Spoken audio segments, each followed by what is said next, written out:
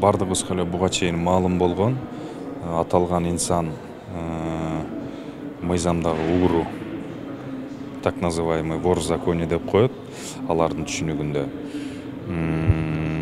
Өтө таасирлүү болгон кылмыштуу чөйрөдө. Биз дагы кечээ ошол массалык маалымат каражаттарынан кабар алдык.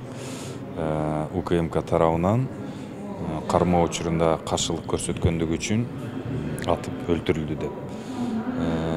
Эми мусулманчылыкта бар, өлгөн адам тууралуу жакшыбы жаманбы маселе ада эмес, арты кайрылуу болсун, ыйманы саламат болсун дейт. Бирок менин пикиримде мыйзамдуу өлкөдө уюшкан кылмыштуулук менен сөзсүз түрдө күрөш болушу керек. Жаш балдар өсүп келип аткан муун эч качан уюшкан кылмыштуу топтун блатной романтикасына сугарылуу азгырылбашы керек. Биз мыйзамдуу өлкөбүз. Уюшкан кылмыштуу топтун мүчөлөрү кадрдык саясатка, деги эле саясатка, ишкерлерди талаптоноого катышпашы керек. Мен ойлойт элем, юрист катары пикиримде, биз мыйзамдуу, адилеттүү коомдо жашашыбыз